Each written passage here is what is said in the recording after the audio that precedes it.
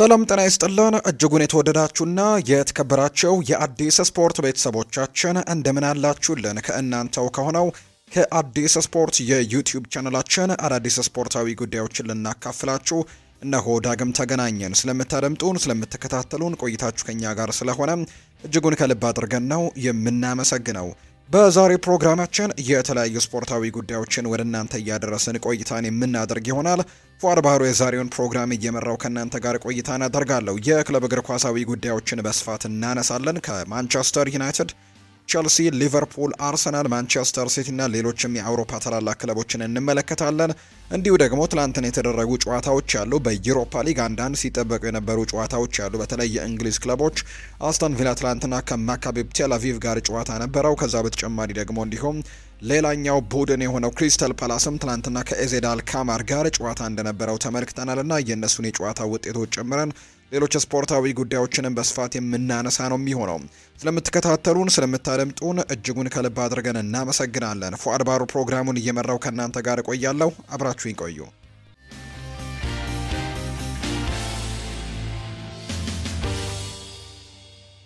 ትላንትና ምሽት የተደረጉ ጨዋታ ውጤቶችን በማስቀደም እንጀምር። አንዳንድ ትልልቅ የሚባሉ ጨዋታዎችን ነው የምንመለከተው። በርከት ያሉ የዩሮፓ ሊግ መርሃ ግብሮች ትላንትና ምሽት ቀጥለው ተደርገዋል። ነገር ግን ትልልቆቹ የሚባሉት ወይም ደግሞ እንግዲህ ቀረብ የሚሉንን ቡድኖች ለመመልከት እንሞክር። ትላንትና የእንግሊዝ ቡድኖች ጨዋታቸውን ያደርገዋል። ከነዚህ መካከል አንደኛው አስቶን ቪላ ነው። ትላንትና የእስራኤሉን ክለብ ማካቢ ቴል አቪቭን ነው ትላንትና በሜዳው በቪላ ፓርክ ያስተናገደው። ይህ ጨዋታ በአስተን ቪላ አሸናፊነት ነው የተጠናቀቀው። ይህንን ጨዋታ 2-0 በሆነ ውጤት ትላንትና አስተን ቪላ ማሸነፍ ችሏል። በሳምንቱ መጨረሻ ሌላ እንግዲህ ጠንከር ያለ ጨዋታ ስለሚኖርባቸው የአሰልጣኝ ኡናይ ኤምሪ ቡድን በዚህኛው አስተላለፍ ላይ አንዳንድ ወሳኝ ተጫዋቾቻቸውን አሳርፈው ነው ወደ ሜዳ የገቡት በትላንትናው ጨዋታ ላይ እና ጨዋታውን ግን 2-0 በሆነ ውጤት ማሸነፍ የቻሉበትን አጋጣሚ ነው የተመለከትነው። በትላንትናው ጨዋታ ላይ ግቦቹን ያስቆጠሩት ኢያን ማትሰን 45ኛው ደቂቃ የመጀመሪያው 45 የጨዋታ ክፍለ ጊዜ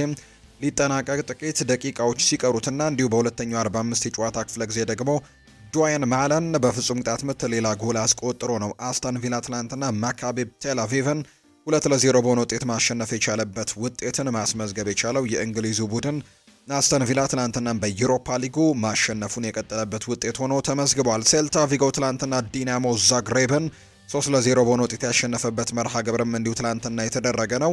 ትላንትና የፈረንሳዩ ክለብ ሊል በክሬቬና ዘቬዜንዳ 1-0 በሆነ ውጤት የተሸነፈበት መርሃ ግብርም ትላንትና ከተደረጉት መካከል ይጠቀስበታል። እንዲሁ ደግሞ ሌሎች ጨዋታዎችም እንዲሁ ነበሩ። የእንግሊዙ ክለብ ኖቲንግሃም ፎረስት ትላንትና ከስትራም ግራዝ ጋር ጨዋታውን ያደርጎ ነበር። ነገር ግን ምንም አይነት ጎል ሳይቆጠርበት ጨዋታው 0-0 በሆናቸው ውጤት ነው የተጠናቀቀው። ትላንትና ሲጠበቁ ከነበሩት ጨዋታዎች መካከል አንደኛው የሆነው የስፔኑ ክለብ ሪያል ቤቲስ እና የፈረንሳዩ ክለብ ኦሎምፒክ ሊዮን ያደረጉት መርሃ ግብር ነው። ይህንን ጨዋታ ሪያል ቤቲስ 2-0 በሆነ ውጤት ትላንትና ማሸነፍ የቻለበትን መርሃ ግብር ነው እንዲሁ የተመለከት ነው። ሮማ ትላንትና ሬንጀርስን የገጠመበት ጨዋታ ትላንትና ሲጠበቁ ከነበሩት መካከል ነው። ሮማ ትላንት 2-0 በሆነ ውጤት ማሸነፍ ችሏል። ስቱትጋርት ደግሞ ፌኖርድን እንዲሁ 2-0 ያሸነፉበት መርሃ ግብር ትላንትና የተደረጉ ጨዋታዎች እንደሆኑ ነው በዩሮፓ ሊግ እንዲሁ የተመለከት ነው።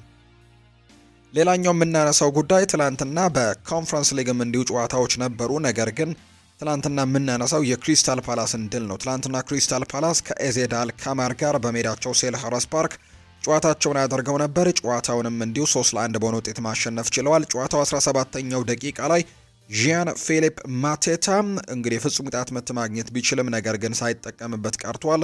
ፍጹም ቅጣት ምቱን ያማከነበትን አጋጣሚ የተመለከትነው። ከዛ ውጭ ግን 22ኛው ደቂቃ ላይ ላክሮክስ የመጀመሪያው 45 የጨዋታ ክፍለ ጊዜ ሊጠናቀቅ ሲል እንዲሁ ኢስማኤል አሳር ጎል አስቆጥረው የመጀመሪያውን 45 2-0 በሆነ ውጤት እየመሩ ነው ወደ እረፍት የወጡት። 57ኛው ደቂቃ ላይ ደግሞ ኢስማኤል አሳር በድጋሚ ጎል አስቆጥሮ ቡድኑን አሸናፊ ያደረገው ጎል መሆን ችሏል። በአጠቃላይ 3-1 በሆነ ውጤትም ማሸነፍ የቻሉበት ውጤት ነው የተመዘገበው። ሌሎች በርከት ያሉ ጨዋታዎች ያሉ፣ ነገር ግን እነዚህ የተመረጡ የትናንትና የጨዋታ ውጤቶች ናቸው። አርጀንቲና ከሊዮኔል ሜሲ በፊትም ዓለም ዋንጫን ማሸነፍ ለምዳለች ብሏል ክሪስቲያኖ ሮናልዶ ነው ይህንን ሀሳብ የሰጠው። ፖርቱጋላዊው ተጫዋች ክሪስቲያኖ ሮናልዶ አርጀንቲና ዓለም ዋንጫ ማሸነፏ የሚጋነን ስኬት አለመሆኑን ያነሳው። አርጀንቲና ከሊዮኔል ሜሲ በፊት ስንት ዓለም ዋንጫን አሸንፋለች ሲል የጠየቀው ሮናልዶ በፊትም ቢሆን ማሸነፍ ለምደዋል ነው ያለው። በተቃራኒው ፖርቱጋል ዓለም ዋንጫን ብታሸንፍ ግን ትልቅ ስኬት ነው፣ ዓለምን ያነጋግራል ሲል ክሪስቲያኖ ሮናልዶ ተናግሯል። ሁለተኛው ክፍል ትናንትና ተለቋል። በተለይ ከፒርስ ሞርጋን ጋር ያደረገው ቆይታ ትናንትና ሁለተኛው ክፍል ተለቋል። ከጥቂት ቀናት በፊት የመጀመሪያው ክፍል ተለቆ አንዳንድ እንግዲህ በርከት ያሉ ጉዳዮች መነጋገሪያ እንደነበሩ እናስታውሳለን። ትናንትና በሁለተኛው ክፍልም ደግሞ ጥሩ ነገሮችን ወይም ደግሞ አነጋጋሪ የሆነ ጉዳዮችን አንስቷል። ሌላኛው ሮናልዶ ካነሳቸው ነጥቦች መካከል አንደኛው ከትራምፕ የበለጠ ታዋቂ ነኝ ሲልም ነው ሮናልዶ የተናገረው። በዓለም ከኔ በላይ ታዋቂ ግለሰብ የለም ሲል ፖርቱጋላዊው የ5 ጊዜ ባሎን ዶር አሸናፊ ክሪስቲያኖ ሮናልዶ ይናገራል። ከዶናልድ ትራምፕ እና ከአንተ ማን ነው የበለጠ እየታወቀ ያለው ወይም ደግሞ እውቅ ተብሎ የጠየቀው ሮናልዶ በዓለም ላይ ከኔ የበለጠ ታዋቂ ሰው ማንም የለም ካለ ንገሩኝ ሲልም ጭምር የተናገረው። ዓለምን ለመቀየር መርዳት ይችላል ዶናልድ ትራምፕ ያለው ሮናልዶ ከሱ ጋር ተገናኝቼ መነጋገር እፈልጋለሁ ብለዋል። ከትራምፕ ጋር የሚያመሳስለን ነገር እንዳለ እነግረዋለሁ፣ ነገር ግን ቃለ ምልልስ ላይ መናገር አልችልም ሲልም ጭምር የተደመጠው ክሪስቲያኖ ሮናልዶ ነው ይህንን ሀሳብ የሰጠው። ሌላኛው ሮናልዶ ያነሳው ሀሳብ ከሳዑዲ አረቢያ ሊግ ይልቅ ላሊጋ ላይ ማስቆጠር ይቀላል ሲልም ጭምር ነው የተናገረው። ሩኒ ለዩናይትድ ብዙ ሰርቷል፣ ባገኘውም ደግሞ አቅፏለሁ ሲልም ሮናልዶ ጨምሮ ተናግሯል። ሮናልዶ ከጋዜጠኛ ፒርስ ሞርጋን ጋር ያደረገው ቃለ ምልልስ ሁለተኛ ክፍልም ለተመልካቾች እይታ ቀርቧል። ሮናልዶ በቃለ ምልልሱ የተለያዩ ጉዳዮችን ያነሳው ለኔ ከስፔን ላሊጋ ላይ ጎል ከማስቆጠር ይልቅ ሳውዲ አረቢያ ላይ ማስቆጠር በጣም ከባድ ነው ሲልም ጭምር ነው የተናገረው። ለፖርቱጋል 3 ዋንጫዎችን አሸንፌያለሁ። ከዛ በፊት ፖርቱጋል ምንም ነገር አሳክታ አታውቅም ነበር። በዚህ ደግሞ በጣም ደስተኛ ሆኛለሁ ሲል ነው ሮናልዶ የተናገረው። የሳዑዲ አረቢያ ሊግ ከፖርቱጋልና ከፈረንሳይ ሊግ የተሻለ ነው። ፈረንሳይ ፓሪስ ሳን ዠርሜን ብቻ ነው ጠንካራው ቡድን ሲል ይናገራል ክሪስቲያኖ ሮናልዶ። አሁን ላይ በትልቅ የእንግሊዝ ፕሪሚየር ሊግ ክለብ ብጫወት ተመሳሳይ የጎል መጠን ማስቆጠር እችላለሁ ሲልም ጭምር ነው እንዲሁ የተናገረው። ዌይን ሩኒ ባገኘው አቅፌ ሰላም እለዋለሁ። እሱ ለማንቸስተር ዩናይትድ ሌጀንድ ነው፣ በርካታ ነገሮችን ያደረገም ተጫዋች ነው ሲል ጭምር ነው የገለጸው። ታዋቂ መሆን ፈልጌ አላውቅም፣ ስኬታማ መሆን ነው የምፈልገው ሲልም ጭምር ይናገራል። ሰዎች ሮናልዶ የዓለም ዋንጫን ካሸነፈ ታላቁ ተጫዋች ይሆን ነበር ይላሉ፣ እኔ ግን አልስማማም። ከፖርቱጋል ጋር 3 ዋንጫዎች ያሉኝ ብሏል። በቀጣይ ቃለ ምልልስ ፒርስ ሞርጋን እኔና ዶናልድ ትራምፕ እንሆናለን፣ በነጩ ቤተ መንግስት ከሆነ ጥሩ ይሆናል ሲልም ጭምር ነው ክሪስቲያኖ ሮናልዶ ትላንትና በነበረው ቆይታ ላይ ሀሳቡን ያነሳው። የአሜሪካን ሜጀር ሊግ ሶከር ውድድር ሊጠናቀቅ መሆኑን ተከትሎ አርጀንቲናዊው ተጫዋች ሊዮኔል ሜሲ የወራት እረፍት ያገኛል ተብሎ ይጠበቃል። ወደ 4 ወራት አካባቢም እረፍት ያገኛል ተብሎ ነው የሚጠበቀው። የቱርኩ ክለብ ጋላታሳራይ ሊዮኔል ሜሲን እስከ ዓለም ዋንጫ በውሰት ለማስፈረምም ፍላጎት እንዳለው ነው የቱርክ መገናኛ ብዙሃን ትላንትና የገለጹት። ይህንን የሰሙ የጋላታሳራይ ደጋፊዎችም በማህበራዊ ሚዲያ ሊዮኔል ሜሲ ክለባቸውን እንዲቀላቀል ዘመቻ በመክፈት አጥብቀው በመጠየቅ ላይ እንዳሉ ጭምር ነው መረጃዎች በትልቁ እየወጡ የሚገኙት። ሊዮኔል ሜሲ በቅርብ ኢንስታግራም ላይ በለጠፋቸው ፖስቶች ስርም ከ200,000 በላይ መልእክቶችም እንደደረሱት ነው መረጃው የሚያሳየው። ለሊዮኔል ሜሲ ቅርብ የሆኑ የመረጃ ምንጮች ወደ ጋላታሳራይ ያደርጋል የተባለው ዝውውር ሊሆን የማይችል ሲሉ ጭምር ነው የቅርብ ሰዎቹ የገለጹት። ነገር ግን የጋላታሳራይ ደጋፊዎች ሊዮኔል ሜሲም በእረፍት ጊዜ ወይም በሚቀጥሉት የእረፍት ጊዜው ጋላታሳራይን እንዲያገለግል ወደ ቱርክ ቢመጣ ደስተኛ እንደሚሆኑና ያንን ነገርም ለማሳካት ደግሞ እንዲሁ እንግዲህ ዘመቻዎችን ጭምር እንደከፈቱና ሊዮኔል ሜሲን ለማስመጣት ጥረቶችን እንደሚያደርጉ ጭምር ነው መረጃዎች እየወጡ የሚገኙት። ነገር ግን የሊዮኔል ሜሲ ቅርብ ሰዎች እንደሚናገሩት ግን ይሄ በፍጹም ሊሆን የማይችል ሲሉ ጭምር ነው እየገለጹት የሚገኘው። ማንቸስተር ዩናይትድን ደግሞ የተመለከቱ መረጃዎችን ወደ እናንተ እናደርስ ውድ ቤተሰቦቻችን። ኮቢ ማይኖ አሁንም ልቡ እንደሸፈተ ነው። እንግሊዛዊው አማካይ ኮቢ ማይኖ በጥር ተጫዋቾች የዝውውር መስኮት ከማንቸስተር ዩናይትድ በውሰት ውልም መልቀቅ ይፈልጋል እየተባለ ይገኛል። ሁሉም ነገሮች በዩናይትድ ሰዎች ውሳኔ ላይ የተመሰረተ ቢሆንም ተጫዋቹን የመግዛት አማራጭ ባልተካተተበት የውሰት ውል ግን ክለቡን መልቀቅ ይፈልጋል ተብሏል።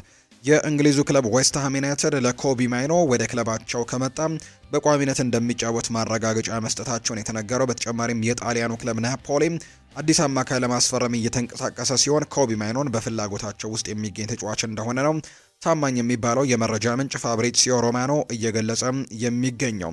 እንግዲህ ይህ ተጫዋች እንግዲህ በቋሚነት መጫወት የሚፈልግ ተጫዋች እንደሆነ እየተገለጸ ነው።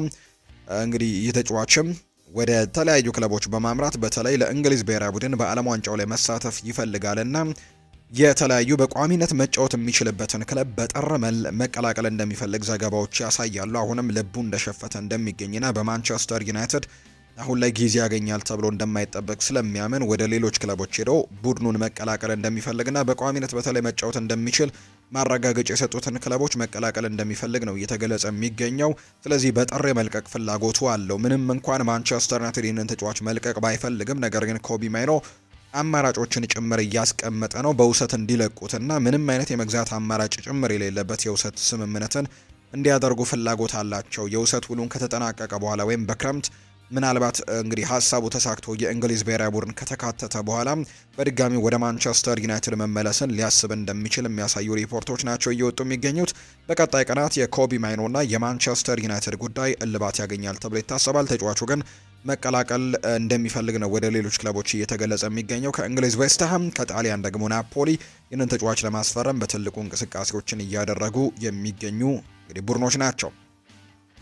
የቀድሞ የማንቸስተር ዩናይትድ ተጫዋች የሆነው ብራያን ሮብሰን አንድ ሀሳብን አጋርቷል። አሰልጣኝ ሩበን አሞሪም የሚፈልገውን ቡድን ለመገንባትና ጠንካራውን ማንቸስተር ዩናይትድ ለመመለስም 3 ዓመታት ያስፈልጉታል ሲል ነው ሀሳቡን የሰጠው። ከዚህ በፊት የኢኒዮሱ ዋና ሰው የሆኑት ሰር ጂም ራትክሊፍ ይህንን ሀሳብ መስጠታቸው ይታወሳል። አሰልጣኝ ሩበን አሞሪም በእነዚህ 3 ዓመታት ትክክለኛውን ማንቸስተር ዩናይትድ እና ትክክለኛ ማንነቱን ማሳየት ይኖርበታል የሚል አይነት ሀሳብ ሰጥተው ነበርና ያኔ አሰልጣኝ ሩበን አሞሪም ትክክለኛውን ስራ ለመስራት 3 ያክል ዓመታት ይፈጅበታል ለማለት እንደሆነ በርካቶች ሀሳቦቻቸውን ሰጥተውበት እንደነበር ይታወሳል። አሁን ላይ በድጋሚ የቀድሞው የማንቸስተር ዩናይትድ ተጫዋች የነበረው ሰው ብራያን ሮብሰንም ተመሳሳይ አይነት ሀሳብን አንስቷል። አሰልጣኝ ሩበን አሞሪም የሚፈልገው አይነት ቡድንን ለመገንባት ቢያንስ 3 ዓመታትን ሊፈልግ እንደሚችል ጭምር ነው የተናገረው።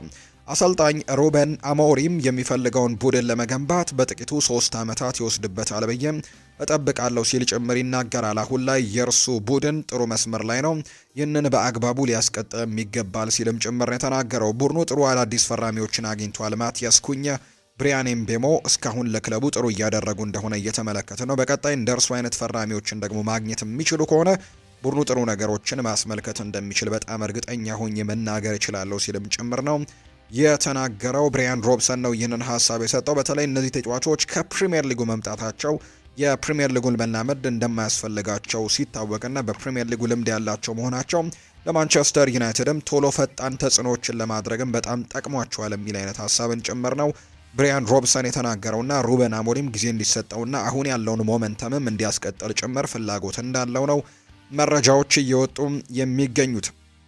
ሌላኛው አሰልጣኝ ሩበን አሞሪም ደግሞ አንዳንድ ሀሳቦችን አንስቷል። በተለይ በዚህ ሳምንት የቅዳሜ ዕለት ምሳ ሰዓት ላይ ወይም 9 ሰዓት ከ30 ነው በእርግጥ ጨዋታው የሚደረገው፣ ቀን ላይ የሚደረግ መርሃ ግብር ነው። ይህ ጨዋታ ላይ እንግዲህ ከቶትናም ሆትስፐርስ ጋር በጣም ትልቅ የሚባል ጨዋታን ያደርጋሉ። አምና እንደምናስታውሰው ዩሮፓ ሊግ የፍጻሜ ጨዋታ ላይ ተገናኝተው እንደነበር እናስታውሳለን። በጣም ተጠባቂ ጨዋታ ይሆናል ተብሎ ይታሰባል። ምክንያቱም ማንቸስተር ዩናይትድ በጣም ጥሩ የሚባል ፎርም ላይ ነው ያለው።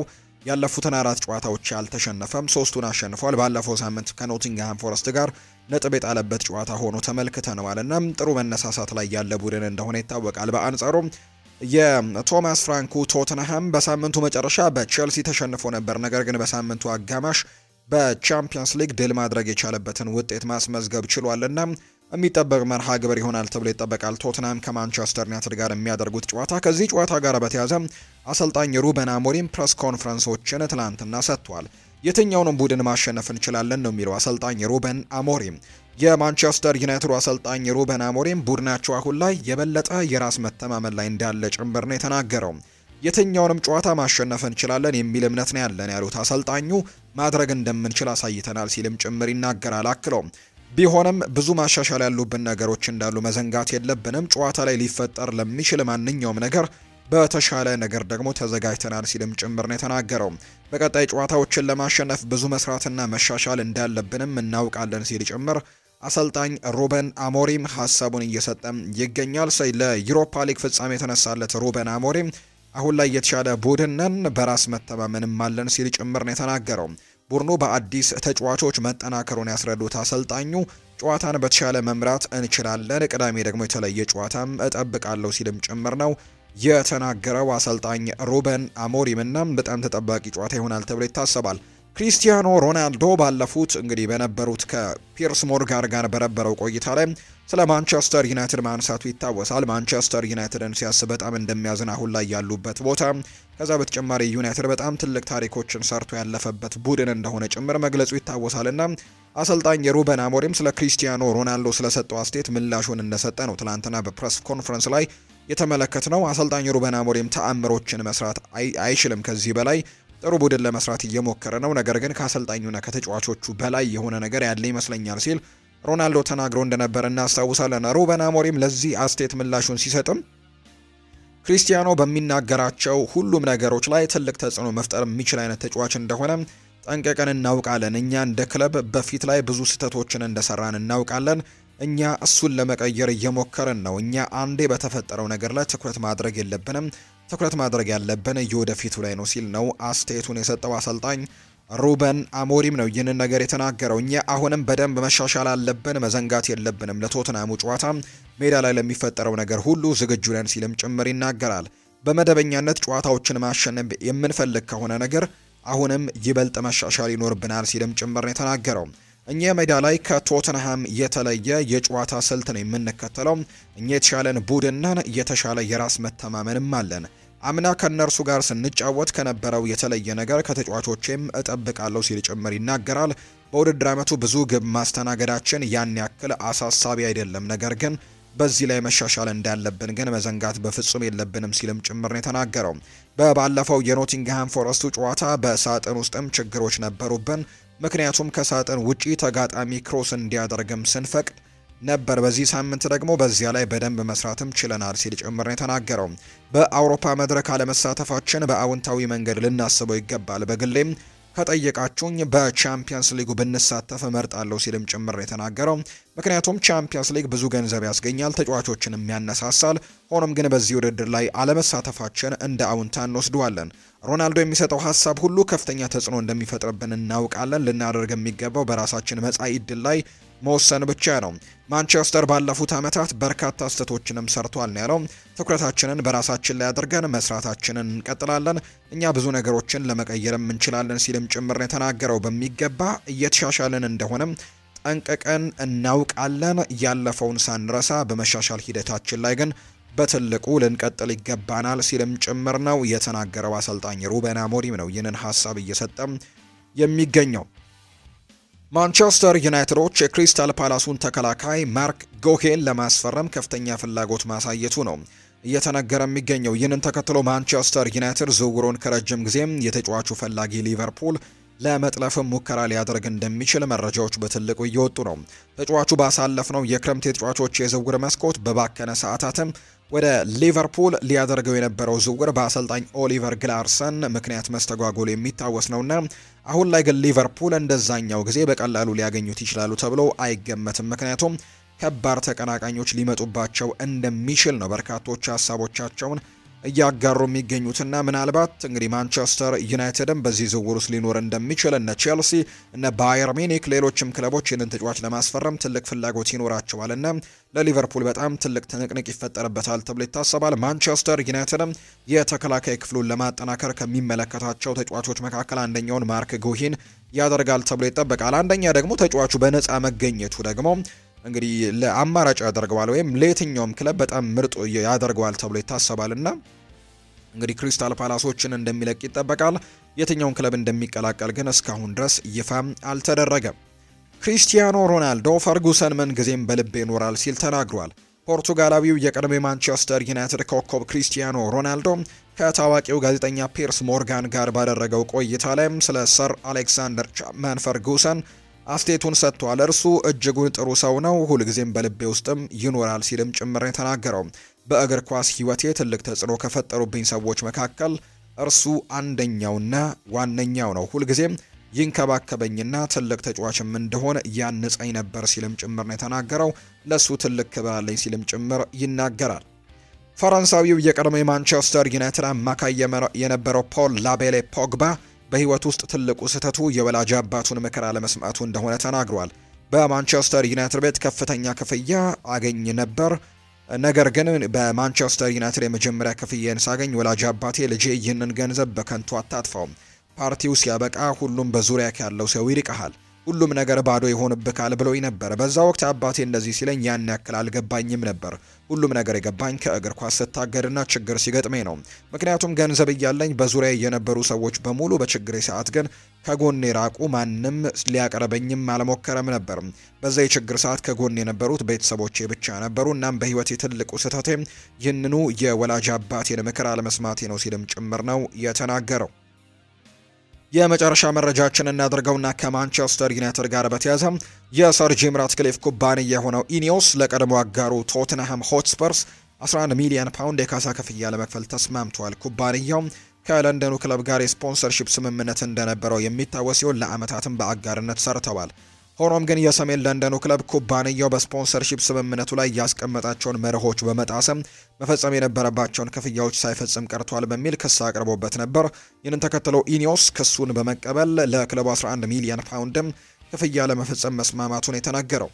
አያክስ እና ዩናይትድ ተመሳሳይ ናቸው ብለዋል ሩድ ጉሌት። የቀድሞው የቼልሲ ተጫዋችና አሰልጣኝም የነበረው ሩድ ጉሌት እንግዲህ አያክስ አምስተርዳም ከማንቸስተር ዩናይትድ ጋር ተመሳሳይ ነው በማለት ጭምር ነው የተናገረው።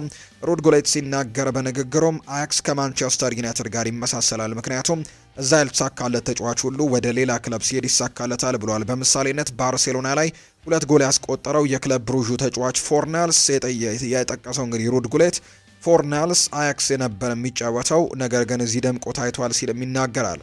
ስለዚህ ምናልባትም ችግሩ በክለቡ አካባቢ ላይ ሊሆን ይችላል፣ ማንቸስተር ዩናይትድ ውስጥም ተመሳሳይ ነገር አለ ሲል ነው ሩድ ጉሌት የተናገረው። ከማንቸስተር ዩናይትድ ጋር የተያዙ መረጃዎችም እነዚህ ናቸው። አሁን ደግሞ አርሰናልን የተመለከቱ መረጃዎችን ወደ እናንተም የምናደርስበት ሰዓት ነው። ውድ ቤተሰቦቻችን ከአርሰናል ጋር የተያዙ መረጃዎችን እናንሳ። ግራኒት ዣካ ይናገራል። በዚህ ሳምንት እንደሚታወቀው አርሰናል ዕለተ ቅዳሜ ሰንደርላንድ ጋር ወሳኝ የሚባል መርሃ ግብር እንደሚያደርግ ይታወቃል። ሰንደርላንድ ዘንድሮ በጣም ጥሩ ጉዞ ላይ እንደሚገኙ ይታወቃል። በፕሪሚየር ሊጉ ከታችኛው ነው ያደጉት፣ ነገር ግን ጥሩ ጊዜያቶችን እያሳለፉ ነው የሚገኙትና በሰንደርላንድ ቤት ከሚገኙ ተጫዋቾች መካከል ደግሞ አንደኛው የቀድሞ የአርሰናል ተጫዋች የነበረው ስዊዘርላንዳዊው ግራኒት ዣካ በዚህ ቡድን ውስጥ ነው የሚገኘው። አምና በክረምቱ የተጫዋቾች የዝውውር መስኮት በዚህ የክረምቱ የተጫዋቾች የዝውውር መስኮት ያለፈው ላይ ማለት ነው ከጀርመኑ ክለብ ባየር ሌቨርኩዘን ነው ሰንደርላንድን እንደተቀላቀለ የምናስታውሰው ነውና የቀድሞ አርሰናል ተጫዋች ልቡ አሁንም አርሰናል እንደሆነ ይናገራል። የአርሰናል የልብ ወዳጅ እንደሆነ ጭምር ይናገራልና ትላንትና በርከት ያሉ ሀሳቦችን አንስቷል። ግራኒት ዣካ ካነሳቸው ነጥቦች መካከል አንደኛው አርቴታ ወደ ልምምድ ማዕከሉ የገባበትን የመጀመሪያ ቀን መቼም ማረሳውም ሲል ጭምር ነው የሚናገረው። በሁሉም ቦታ የተበታተኑ ወንበሮች ነበሩ። ሚኬል አርቴታም በህንፃው ውስጥ ያሉትን ሰራተኞች በሙሉ አስወጥቶ ከውጭ ሆነው ይህንን እንዲያዩ አደረጋቸው። በእርግጥም ደግሞ ቦታው ሲታይ የተተረማመሰ ይመስላል። ከዚያም በኋላ አርቴታ ወንበሮቹን በማስተካከል ሁሉም ሰው ወንበራቸውን እንዲይዙና በየቦታው እንዲያስቀምጣቸው እናም ስርዓት እንዲይዙ አደረጋቸው። ከዛ በኋላ በየቀኑ ሁሉም ሰው ስርዓት ይዞ ወንበሩ ላይ መቀመጥ ጀመረ ሲልም ጭምር ሚኬል አርቴታ እንግዲህ በመጀመሪያ በመጣበት ጊዜ ያደረገውን ነገር ግራኒት ዣካ ይናገራል። ሌላኛው ግራኒት ዣካ የሚናገረው ሀሳብ ደግሞ እንዲሁ ከሚኬል አርቴታ ጋር በተያያዘ በመጀመሪያ ቀን አየሁት እናም ለራሴ እንደብዬ ነገርኩት። እሱ እንግዲህ አስቀድሞ ከመጀመሪያው ቀን ደረጃዎችን ማውጣት ጀምሯል። እናም የቡድኑ አስተሳሰብን መገንባት፣ የስልጠና የማሟሟቂያና የማገገሚያ ፕሮግራሞችን በማውጣትም በሜዳ ላይ ድንቅ ስራን የሚሰራ ሰው አምጥተዋል ስል ለራሴ ነገርኩት ሲልም ጭምር ነው ግራኒት ዣካ የተናገረው። በ2019 አርቴታ ከመጣ በኋላ ሙሉ በሙሉ ለውጦኛል። መጀመሪያ ማንነቴም ከዚያም በሜዳ ላይም ከሜዳ ውጭም ያለውን ባህሪም ለውጦታል ሲልም ጭምር ተናግሯል። በራሴ በጥራቴ ወይም በሙያነቴ ላይ ጥርጣሬ አልነበረኝም፣ ምክንያቱም ቀደም ሲል ፕሮፌሽናል ስለነበርኩ። ነገር ግን ትናንሽ ስህተቶች ነበረውብኝ፣ ቢጫ ካርዶች፣ ቀይ ካርዶችና አላስፈላጊ ቀይ ካርዶችን አያለው። እናም አርቴታ ያንን ድክመቴን በደንብ ቀይሮልኛል ሲልም ጭምር ነው ግራኒት ዣካ የተናገረው። አርሰናል በልቤ ውስጥ እንዳለ ሁሉም ሰው ያውቃል። ለ7 ዓመታት የዚህ ክለብም አካል መሆን በጣም ልዩ ነገር ነው ሲልም ጭምር ነው የተናገረው። ግራኒት ዣካ ነው ይህንን ሀሳብ እየሰጠ የሚገኘው። እንዳልኳችሁ ቀደም በዚህ ሳምንት መጨረሻ እነዚህ ሁለት ቡድኖች ወሳኝ የሚባል መርሃ ግብራቸውን ያደርጋሉ። ሰንደርላንድ ከአርሰናል ጋር ወሳኝ ጨዋታቸውን ያደርጋሉና በዚህ ጨዋታ የቀድሞ ክለቡን የሚገጥምበት መርሃ ግብር እንደሆነ ነው የወጣው መርሃ ግብር የሚያሳየው። ዕለተ ቅዳሜ ላይ የሚደረግ ጨዋታ ነው፣ ነገ የሚደረግ ጨዋታ እንደሆነ ዘገባዎች ያሳያሉ። ሌላኛው ክሪስቲያን ሞስኩዌራን የተመለከተ ጉዳይም እንዲሁ ደግሞ እናንሳ። ክሪስቲያን ሞስኩዌራ ስለ ጋብሪኤል ማጋሌሽ ነው ሀሳቡን እየሰጠው። እውነቱን ለመናገር ከመጀመሪያው ቀን ጀምሮ ከጎኔ ሆኖ ሁልጊዜም እየረዳኝ ነበር ብሏል። ስለ ጋብሪኤል ማጋሌሽ ሲናገር ከሱ ጋር እየተጫወትኩኝ በመሆኔ በጣም ደስተኛ ነኝ። እሱ በእርግጠኝነት በጣም ጥሩ ሰው ነው። በዓለም ላይ ካሉት ምርጥ ተከላካዮችም በዚህ ሰዓት አንደኛው እንደሆነ ሁሉም ሰው ጠንቅቆ ያውቃል ሲልም ጭምር ይናገራል። ክሪስቲያን ሞስኩዌራ ስለ ጋብሪኤል ማጋሌሽ ሲናገር ሞስኩዌራ ማንኛውም ተጫዋች እንደዚህ ባለ ክለብ ውስጥ የመሆን ህልም አለው። ስለዚህ ደግሞ ራስን መግለጽና እዚህ ክለብ ውስጥም የምታሳልፈውን እያንዳንዱ ጊዜን መደሰት ይኖርብሃል ብዬ አስባለሁ ሲል ነው የተናገረው። ክሪስቲያን ሞስኩዌራ ከቫሌንሲያ በክረምት የተጫዋቾች የዝውውር መስኮት ይህንን ቡድን ከተቀላቀለ በኋላ በጣም ጥሩ ጊዜያቶችን እያሳለፉ ከሚገኙ ተጫዋቾች መካከል አንደኛው እንደሆነ እየተመለከትን እንገኛለን። ምክንያቱም ይህ ተጫዋች እንግዲህ በሳሊባ በሌለባቸው በተለይ አንዳንድ ጨዋታዎች ላይ በጣም ጥሩ ነገሮችን ሲያስመለክት እንደነበር እየተመለከት ነው እንገኛለን። እንግዲህ አዲስ ፈራሚ ነው፣ ታዳጊ ነው። በጣም ጥሩ ጊዜያቶችን ግን በአርሰናል ቤት እያሳለፈ ይገኛል። አርሰናል ዘንድሮ በጣም ጠንካራ የመከላከል ክፍል እንዳለው እንግዲህ አጠያቂ አይደለም፣ ቁጥሮች ያሳያሉ። ምክንያቱም ዘንድሮ በሁሉም ውድድሮች በቻምፒየንስ ሊግ 4 ጨዋታዎችን ያደርገዋል፣ በፕሪሚየር ሊግ 10 ጨዋታዎች ተደርገዋል፣ በካራባው ካፕ የተደረጉ ጨዋታዎች አሉ። በእነዚህ ጨዋታዎች በሙሉ ግን የተቆጠረባቸው 3 ግቦች ብቻ ናቸው። ከ3ቱ ግቦች ደግሞ በቀጥተኛ የጨዋታ የተቆጠረበት ወይም በጨዋታ የተቆጠረበት ጎል አንዱ ብቻ ነው። 2ቱ ከቆመ ኳስ የተቆጠሩ ጎሎች ናቸው። ዶሚኒክ ሶቦስላይ ሊቨርፑል አርሰናልን 1-0 ባሸነፈበት ጨዋታ የቅጣት ምት ጎል ማስቆጠሩን እናስታውሳለን ከቆመ ኳስ። ሌላኛው ደግሞ ኒውካስል ዩናይትድ በአርሰናል 2-1 በተሸነፈበት ጨዋታ ኒክ ቮልትማድ ከማዕዘን ምት የተሻገረለት ከቆመ ኳስ የተሻገረለትን ኳስ ያስቆጠረበትንም አጋጣሚ እንመለከታለን። በጨዋታ ላይ የተቆጠረው የኤርሊንግ ሃላንድ ማንቸስተር ሲቲና አርሰናል 1-1 በተለያዩበት ጨዋታ የተቆጠረው ጎል እንደነበር እናስታውሳለንና በጣም ድንቅ የሚባል የተከላካይ መስመርን ሰርተዋል። ከአውሮፓ ሀያላን ክለቦች ጋር በአውሮፓ ቻምፒየንስ ሊግ ጨዋታቸውን ቢያደርጉም እስካሁን ግን አንድም ጎል ያስቆጠረባቸው ቡድን እንደሌለም ተመልክተናል። በአውሮፓ ቻምፒየንስ ሊግ በፕሪሚየር ሊግ 3 ግቦች ብቻ ናቸው እስካሁን የተቆጠረባቸውና በጣም ጥሩ የመከላከል መስመርን ሰርተዋል። ከነዚህ መካከል አንደኛው ክሪስቲያን ሞስኩዌራም በደንብ ያገለገለባቸው አጋጣሚዎች እንደነበሩ የምናስታውሰው ነውና በቀጣይ እንግዲህ በአርሰናል ቤትም ትልቅ ይሆናሉ ተብሎ ከሚጠበቁ ተጫዋቾች መካከል አንደኛው ይሆናል። ሊቨርፑልን የተመለከቱ መረጃዎችን ደግሞ ወደ እናንተ እናደርስ። ሊቨርፑል የዶሚኒክ ሶቦስላይን ውል ሊያራዝም እንደሆነ መረጃዎች ወጡ። የመርሲሳይዱ ክለብ ሊቨርፑል የዶሚኒክ ሶቦስላይን ኮንትራት ለማራዘም ንግግር በማድረግ ላይ መሆናቸውን የሚያሳይ መረጃ በትልቁ እየተመለከትን እንገኛለን። ይሁን እንጂ የተጫዋቹ ውልን ለማራዘም ግን የሚደረገው ንግግር አሁን ላይ ከስምምነት አለመቃረቡ ነው እየተጠቆመ የሚገኘው። ዶሚኒክ ሶቦስላይ ከቨርጂል ቫን ዳይክ በኋላ የሊቨርፑል አምበል ሊሆን እንደሚችልም ለክለቡ ቅርበት ያላቸው ምንጮችም እየገለጹ ይገኛሉ። ሃንጋሪያዊው ተጫዋች ዶሚኒክ ሶቦስላይ በዘንድሮው የውድድር ዘመን ጥሩ የሚባል ጊዜን እያሳለፈ ነው የሚገኘው። ከቀናት በፊት ሊቨርፑል ሪያል ማድሪድን ሲያሸነፍ ሶቦስላይ የነበረው ሚና አድናቆትን ያስቸረው እንደነበር ይነገራል። ሶቦስላይ በጨዋታው በ10 ቁጥር ሚና ላይ ተሰልፎ ቡድኑ ጠንካራና የበለጠ ሚዛኑን የጠበቀ ሆኖ እንዲታየም አድርጎታል። ዘንድሮ በተለይ ለሊቨርፑል በጣም ጥሩ የሚባሉ ጊዜያቶችን እያሳለፈ ከሚገኙ በጣት ከሚቆጠሩ ተጫዋቾች መካከል በተለይ ባለፉት ሳምንታት ጥሩ ጊዜያቶችን እንዳላሳለፉ እናስታውሳለን። ሊቨርፑሎችና በመጀመሪያዎቹ ሳምንታት ከነችግራቸውም ቢሆን ጨዋታዎችን እያሸነፉ እንደቀጠሉ እናስታውሳለን። እንዲሁ ደግሞ ባለፉት ጨዋታዎች ደግሞ ሽንፈቶች በተደጋጋሚ ገጥሟቸው እንደነበር እናስታውሳለን። ነገር ግን ለሊቨርፑል በዚህ የውድድር ዓመት ያለውን ነገር በሙሉ ሲሰጥ እንደነበረና በአብዛኞቹ ጨዋታዎች ላይ በቋሚ አስተላለፍ ውስጥ ተካቶ ስንመለከተው የነበረው የሊቨርፑል ምርጡ ተጫዋች ማለት ይቻላል። በጣም ጥሩ ጊዜያቶችን እያሳለፈ የሆነ ተጫዋች ነው ዶሚኒክ ሶቦስላይና ኮንትራቱን ማራዘም ለሊቨርፑል በጣም ወሳኝ ይሆናል ተብሎ ይጠበቃል። ተጫዋቹ በዚህ አቋሙ የሚቀጥል ከሆነ እንግዲህ በተለይ በተለያዩ ሚናዎች ላይ ነው አሰልጣኝ አርነ ስሎት ይህንን ተጫዋች የሚጠቀመው። ለምሳሌ በሪያል ማድሪዱ ጨዋታ ላይ የ10 ቁጥር ሚና ላይ ተጠቅሞታል። በአብዛኛው ወደ ማጥቃቱም እንዲያደላ አድርጎ ሲጠቀመው ነበር። በርከት ያሉ የግብ ዕድሎችን ሲፈጥር እንደነበር ተመልክተናል። ተደጋጋሚ ሙከራዎችንም አድርጎ በቲቦ ኮርቶዋ የተመለሰባቸውን አጋጣሚዎች እንዲሁ የምናስታውሰው ጉዳይ ነው። ከዛ በተጨማሪ ግን ሌሎች ጨዋታዎች ላይ በቀኝ ፉልባክ ሲጠቀሙት እናስታውሳለን። በዲፌንሲቭ ሚድፊልደር ቦታ ላይ ሲጠቀመው እናስታውሳለን። የተለያዩ ቦታዎች ላይ ሲጠቀመው እናውቃለን አሰልጣኝ አርነ ስሎት እና በተሰጠው እያንዳንዱ ሚና ላይ ግን በጣም ጥሩ የሚባለውን ሶቦስላይን እያሳየን ሲወጣ እንደነበር እናስታውሳለን እና አሁን ላይ ሊቨርፑሎች ይህንን ተጫዋች ኮንትራቱን የማራዘም ፍላጎት አላቸው። ከዛ በተጨማሪ ደግሞ የክለቡ ካፕቴንም ሊሆን የሚችልበት እድል እንዳለ ጭምር የሚያሳዩ ሪፖርቶች ናቸው በትልቁ እየወጡ የሚገኙትና በጣም ጥሩ ጊዜን እያሳለፈ ነው ሃንጋሪያዊው ተጫዋች።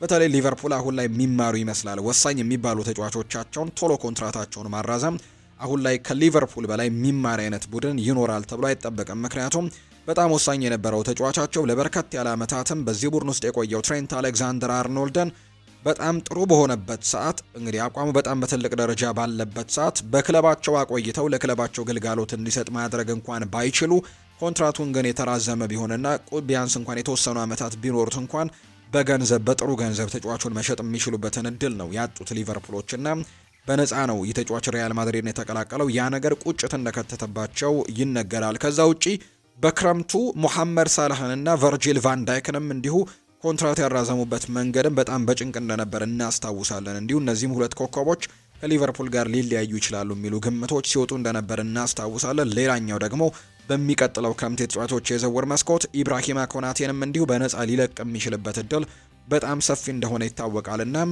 ሊቨርፑል ከነዚህ ነገሮች ቶሎ መማር ይኖርበታል ተብሎ የሚታሰብ አይነት ቡድን ነውና ወሳኝ ተጫዋቾቹን በቶሎ ኮንትራት ማራዘም ይጠበቅበታል ተብሎ ይታሰባል።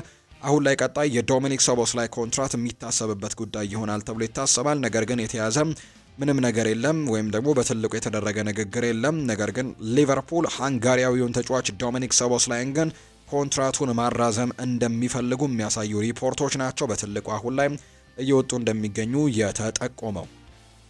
ሪያል ማድሪድን የተመለከቱ መረጃዎችን ወደ እናንተ እናድርስ። ማድሪድ ተጫዋቹ ጉዳት አጋጥሞታል። የሪያል ማድሪዱ የመሃል ሜዳ ተጫዋች የሆነው ኦሪዮል ሹዋሜኒ በግራ እግሩ ጡንቻ ላይ ጉዳት እንዳጋጠመው ነው ይፋ የተደረገው። ይህንን ተከትሎም ፈረንሳዊው አማካይ ኦሪዮል ሹዋሜኒ ቢያንስ ለ3 ሳምንታትም ከሜዳ ሊርቅ እንደሚችል ነው የተገለጸው።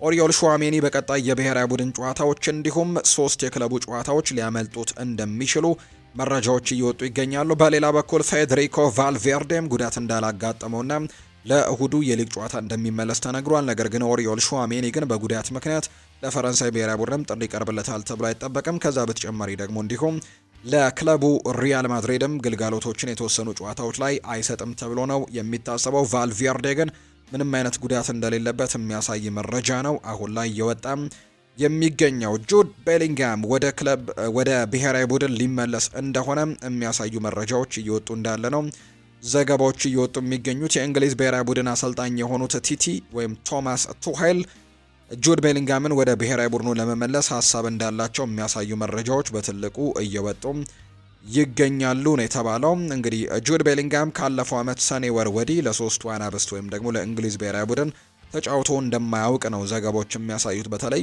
በቅርብ ጊዜያት ጉዳት እንደነበረበት ይታወሳል። የትከሻ ጉዳት ገጥሞት እንደነበር እናስታውሳለን። ነገር ግን ለረጅም ጊዜ ሆኖታል ይህንን ቡድን ካገለገለ ሰኔ በኋላ እንግዲህ ይህንን ቡድን አገልግሎ እንደማያውቅ ነው መረጃዎች እየወጡ የሚገኙትና አሰልጣኝ ቶማስ ቱሄል ግን አሁን ላይ ይህ ተጫዋች ይመለሳል ብለው ያስባሉ። ቤሊንጋም ባለፈው ሐምሌ ወር የትከሻ ቀዶ ጥገና አድርጎ እንግዲህ ካደረገ በኋላ ከ3 ወራትም ከሜዳ ርቆ እንደነበር እናስታውሳለን። አሰልጣኝ ቶማስ ቱሄል ለቀጣይ የብሔራዊ ቡድኖች ጨዋታ ግን በነገው ዕለት ይፋ ያደርጋሉ ተብሎ ይጠበቃል። ወይም በዛሬው ዕለትም ሊሆን ይችላል ስብስባቸውን ይፋ ያደርጋሉ ተብሎ ይጠበቃልና በዚህ ስብስብ ውስጥም ጁድ ቤሊንጋም የመካተት እድሉ በጣም ሰፊ እንደሆነ ነው መረጃዎች እየወጡ የሚገኙት። ሪያል ማድሪድ ባለፈው ክረምት ስህተት መስራት ሳያንሰው በቅርቡ በተጠናቀቀው የተጫዋቾች የዝውውር መስኮት ላይ በድጋሚ ስህተት መፈጸሙን አምኛለሁ ብሏል። ኦንዳ ሴሮ የተባለ የመረጃ ምንጭ ነው ይህንን ያጋራው። ቡድኑ እንግዲህ ቶኒ ክሮስን አጥቷል። እናም በዚያ ቦታ ላይ ደግሞ ኢንቨስት አላደረገም። ቡድኑ አሁንም ቢሆን ትልልቅ ተጫዋቾችን ማምጣት ይኖርበታል። በተለይ ደግሞ የቶኒ ክሮስን ተተኪ ማምጣት ይኖርበታል ሲል ነው ሀሳቡን እየገለጸ የሚገኝ። ሌላኛው ከሪያል ማድሪድ ጋር በተያያዘ የሚነሳው ጉዳይ ደግሞ የማርክ ጉሂ ጉዳይ ነው። ቅድም ከማንቸስተር ዩናይትድ ጋር በተያያዘ ስናነሳ የዚህን ተጫዋች ስም አንስተ ነው እንደነበረ እንግዲህ እናስታውሳለን። ማርክ ጉሂ ወደ ሪያል ማድሪድ ማቅናት የማይቻል ይመስላል በአሁኑ ሰዓት። የእንግሊዝ ፕሪሚየር ሊግ ክለቦችን ጨምሮ ባየር ሚኒክ ራሱን የክሪስታል ፓላስ ተከላካይን ለማስፈረም በጣም ትልቅ ፉክክርን እያደረጉ ነው የሚገኙትና ሪያል ማድሪዶች አሁን ላይ ራሳቸውን ከዚህ ዝውውር አግልለዋል የሚሉ መረጃዎች በትልቁ እየተነሱ ይገኛሉ። ምክንያቱ ደግሞ የተጫዋቹ ከፍተኛ ደሞዝ አንደኛው ትልቁ እንቅፋት እንደሆነባቸው ጭምር ነው መረጃዎች እየወጡ የሚገኙትና ሪያል ማድሪድ ይህንን ተጫዋች ከማስፈረም ራሱን እንዳገለለ የሚያሳዩ መረጃዎችን ዲያሪዮ አስ አጋርቷል። ነገር ግን ዲያሪዮ አስ ግን ሪያል ማድሪድ በአንጻሩ ኢብራሂማ ኮናቴን ለማስፈረም ግን በትልቁ እንቅስቃሴዎችን ያደርጋል። ኮንትራትም የመፈራረም እድሉም ከፍተኛ ነው ሲልም ጭምር ነው ሀሳቡን እየተናገረ የሚገኘው። ስለዚህ ሪያል ማድሪድ በቀጣይ ኢብራሂማ ኮናቴን ለማስፈረም ነው በትልቁ እንቅስቃሴዎችን ያደርጋል ተብሎ የሚጠበቀው። ኤርሊንግ ብራውት ሃላንድ ወደ ሪያል ማድሪድ የሚያደርገውን ዝውውር በተመለከተ አዎንታዊ አስተያየት አለው ተብሏል። ሃላንድ ከማንቸስተር ሲቲ ጋር ባለው ውልም መካከል ሚስጥራዊ የሆነ የውል ማፍረሻ አንቀጽም ይኖረዋል። እንዲሁም በተጫዋቹ ዙሪያ ያሉ ሰዎች ይህ ተጫዋች ለሪያል ማድሪድ የመጫወት ከፍተኛ ፍላጎት እንዳለው ጭምር ነው በቅርቡም እየተናገሩ የሚገኙትና ኤርሊንግ ሃላንድ ወደ ሪያል ማድሪድ የሚያደርገውን ዝውውር በተመለከተ ግን አዎንታዊ አስተያየቶችም ይኖራሉ ተብሎ እንደሚጠበቅ ነው መረጃዎች እያሳዩ የሚገኙት። ሃላንድ ረጅም ጊዜያቶችን በማንቸስተር ሲቲ የ9 ዓመት ተኩል ኮንትራት መፈረሙን በቅርቡ እናስታውሳለን። ስለዚህ ቀላል ይሆናል ተብሎ አይጠበቅም። ነገር ግን ይህንን ተጫዋች ግን አሁንም ለማስፈረም ሪያል ማድሪዶች በጣም በትልቁ ፍላጎት አላቸው። ከኤምባፔ ጋርም የፊት መስመሩን በዚህ ተጫዋች ማጠናከር እንደሚፈልጉ ነው መረጃዎች የወጡት። ቸልሲን የተመለከቱ መረጃዎችን እናንሳ። ኤንዞ ማሬስካ ተጫዋቾችን እያቀያየሩ የመጠቀም ፖሊሲ በክለቡ አመራሮችና የስፖርት ዳይሬክተሮች ሙሉ ድጋፍን አግኝቷል። ቸልሲ ይህንን እያፈራረቁ የመጠቀም መንገድ በመጀመሪያ ውድድር ዘመን ግማሽ ላይም ችግሮችን ሊያስከትል እንደሚችል ቢቀበሉም በረጅም ጊዜ ግን ትልቅ ጥቅም እንደሚያመጣ ነው ኬረን ጊል የዴይሊ ሜሉ ዘጋቢ መረጃውን እያወጣ የሚገኘውና ይህንን ሮቴሽንም የቸልሲ አመራሮችም ጭምር እንደተቀበሉት ነው መረጃው የሚያሳየው። የክለቡ አመራሮች ኤንዞ ማሬስካ በኃላፊነቱ ከያዘ ወዲህ ቡድኑ እያፈራረቀ የተጠቀመበትን መንገድ ተደንቀዋል። ማሬስካ ተጫዋቾችን እንዲመርጥ ጥልቅ ቡድን ተገንብቶለታል። እሱም ደግሞ የብቃት ዳይሬክተሩ ብራይቭ እንዲሁ ደግሞ ጨምሮ ከባልደረቦቹ ጋር በመሆን ይህንን መንገድም እየተጠቀመበት ነው የሚገኘው። በተጨማሪም ኤንዞ ማሬስካ የክለቡ አምበል የሆነው ሪስ ጄምስን ከጉዳት ታሪክ አላቀው እንደዚህ በሳምንት 3 ጨዋታዎችን እንዲጫወት ያደረገበት መንገድም በክለቦቹ አመራሮች ዘንድ ትልቅ አድናቆት እንደተቸረው ጭምር ነው ዘገባዎቹ እየጠቆሙ የሚገኙት። በዚሁ የማንቸስተር ሲቲ ጉዳዮችንም እንዲሁም እናንሳ። የአውሮፓ ቻምፒየንስ ሊግ የአራተኛው ዙር የሳምንቱ ምርጥ ተጫዋች ይፋ ተደርጓል። በዚህ መሰረትም የማንቸስተር ሲቲው የፊት መስመር ተጫዋች የሆነው ፊል ፎደን የሳምንቱ ምርጥ ተጫዋች በመባል መመረጥ የቻለው ተጫዋች ነው። እንግሊዛዊው የፊት መስመር ተጫዋች ፊል ፎደን ማንቸስተር ሲቲ ቦሩሲያ ዶርትመንድን ባሸነፈበት ጨዋታ 2 ጎሎችን ማስቆጠሩ የሚታወስ ጉዳይ ነው። በሳምንቱ ምርጥ ተጫዋች ምርጫ ላይ ደግሞ ቪክተር ኦስሜን ሁለተኛ ደረጃን ይዞ ያጠናቀዋል ከጋላት ሳራይ። ፎርብስ ደግሞ ከክለብ ብሩጅ 3ኛ ደረጃን ይዞ ያጠናቀቀ ነው። ነገር ግን የማንቸስተር ሲቲው እንግዲህ ፊል ፎደን ግን በአንደኝነት ይህንን ሽልማት ማሸነፍ የቻለ ተጫዋች እንደሆነ ተመልክተናል። ፔፕ ጓርዲዮላ ሀሳቡን ሰጥቷል። ሮድሪ ዝግጁ አልነበረምና መጠንቀቅ እንፈልግ ነበር ብሏል። ስለ ሮድሪ ሲናገር ፔፕ ጓርዲዮላ ጥሩ ስሜት እየተሰማው አልነበረም፣ ስለዚህም እኛ ሪስክ መውሰድ ያልፈለግነውም ለዚህ ነው። እናም በቅርቡ እንደሚመለስ ግን ተስፋ አደርጋለሁ ሲል ጭምር ተናግረዋል። እነዚህ ትናንሽ መሰናክሎች ጥሩ ስሜት እንዲሰማውና ጨዋታውን ለመጫወት ትንሽ ተጨማሪ ጊዜ እንደሚያስፈልገው ለመገንዘብ አድርገውናል ሲልም ጭምር ነው ፋብሪሲዮ ሮማኖ መረጃውን ያጋራው። ፔፕ ጓርዲዮላ ሮድሪ እንግዲህ በቅርቡ እንደሚመለስ ይናገራሉ። ነገር ግን አሁንም ይህንን ተጫዋች መታገስና መጠበቅ እንዳለባቸው ጭምር ነው የሚናገሩት። እንግዲህ ተጫዋቹ ምቾት ካልተሰማው ሜዳ ላይ ማሰለፍ በጣም ሪስክ ይሆናልና ይህንን ተጫዋች ማሰለፍ አሁን ላይ በጣም ሪስክ ስለነበረው ነው ያልተጠቀምኩት። በቀጣይ በጥቂት ጨዋታዎች ላይ ግን ሮድሪን መልሰን እንደምናገኘው ተስፋ አደርጋለሁ ሲልም ጭምር ሀሳቡን ሰጥቷል ፔፕ ጓርዲዮላ። የደጋፊዎች የወሩ ምርጥ ተጫዋች ማን ይሆናል የሚለውን እንመልከት። የእንግሊዝ ፕሮፌሽናል እግር ኳስ ተጫዋቾች ማህበር ወይም ፒኤፍኤ የምንለው የፕሪሚየር ሊጉ የወርሃ ጥቅምት የደጋፊዎች የወሩ ምርጥ ተጫዋች እጩዎችን ይፋ ማድረጉ የሚታወቅ ጉዳይ ነው። በዚህ መሰረትም ኤርሊንግ ብራውት ሃላንድ፣ ጁኒየር ክሩፒ፣ ሴኔ ላሜንስ፣ ጋብሪኤል ማጋሌሽ፣ ብሪያን ኤምቤሞ እና ኖርዲ ሙኬሌ በእጩነት መቅረብ የቻሉ ተጫዋቾች እንደሆኑ መረጃዎች ያሳያሉ። ማንቸስተር ዩናይትድ 2 ተጫዋቾችን በዚህ ወር አስመርጠዋል። ብሪያን ኤምቤሞ እና ሴኔ ላሜንስ በዚህ ዝርዝር ውስጥ የተካተቱ ናቸው። ሁለቱም በክረምቱ የተጫዋቾች የዝውውር መስኮት ማንቸስተር ዩናይትድን የተቀላቀሉ ተጫዋቾች እንደሆኑ ይታወቃልና የወሩ እንግዲህ ፕሪሚየር ሊጉ ምርጡ ተጫዋች ወይም ደግሞ የደጋፊዎች የወሩ ምርጥ ተጫዋች የሚለውን ሽልማት ለማሸነፍ ነው እነዚህ እጩ ውስጥ የቀረቡት። ዛሬ የተወዳጁ የእንግሊዝ ፕሪሚየር ሊግ የወሩ ምርጥ ተጫዋች ማን እንደሚሆን ግን እንግዲህ ይፋ ይደረጋል ተብሎ ይታሰባል። የደጋፊዎቹ ሳይሆን ዋናው ምርጫ ዛሬ ይፋ ይደረጋል ተብሎ እንደሚታሰብ ነው መረጃዎች ይፋ የወጡት። የፊፋ የአመቱ ምርጥ እጩዎችም ይፋ ተደርገዋል። የፊፋ የ2025 የአመቱ ምርጥ ተጫዋች አሰልጣኝና ግብ ጠባቂዎች እጩዎች ይፋ ተደርገዋል። በዚህ መሰረትም የፊፋ የአመቱ ምርጥ ተጫዋች እጩዎች ዝርዝር ይፋ ሲደረግ ኦስማን ዴምቤሌ የባሎን ዶር አሸናፊው በዚህ ዝርዝር ውስጥ አለ። አችራፍ ሐኪሚ፣ ሃሪ ኬን፣ ኬሊያን ኤምባፔ፣ ኑኖ ሜንዴሽ፣ ኮል ፓልመር፣ ፔድሪ፣ ራፊኒያ፣ ሙሐመድ ሳላ፣ ቪተኒሃ እና ላሚን ያማል በዚህ ዝርዝር ውስጥ የተካተቱ ተጫዋቾች ናቸው። የፊፋ የዓመቱ ምርጥ ተጫዋች እጩ ዝርዝር ውስጥ ተካተዋል። የፊፋ የዓመቱ ምርጥ አሰልጣኝ እጩዎች ውስጥ ደግሞ የተካተቱት ሚኬል አርቴታ፣ አርኔ ስሎት፣ ሃንሴ ፍሊክ፣ ኤንዞ ማሬስካ፣ ሉዊስ ኤንሪኬ፣ ሮቤርቶ ማርቲኔዝ እና እንዲሁ አግዌር የተባለ ሰውም በዚህ ዝርዝር ውስጥ እንደተካተተ የሚያሳዩ መረጃዎች ናቸው እየወጡ የሚገኙት። የፊፋ የዓመቱ ምርጥ ግብ ጠባቂ እጩዎችም ይፋ ተደርገዋል። በዚህ መሰረትም በግብ ጠባቂነት አሊሰን ቤከር፣ ቲቦ ኩርቱባ፣ ጆዋን ሉጂ ዶናሩማ፣ ማኑኤል ኖየር፣ ዳቪድ ራያ፣ ኤሚሊያኖ ማርቲኔስ፣ ያን ሶመር እና ዌንቾክ ሸዝኒ ሆኖ በእጩነት መመረጣቸው ነው ይፋ የተደረገው። ሊዮኔል ሜሲ እና ክሪስቲያኖ ሮናልዶ እንግዲህ በዚህ በፊፋ የዓመቱ ምርጥ እጩ ዝርዝር ውስጥ እንግዲህ የተካተቱት በአጥቂነት ነው።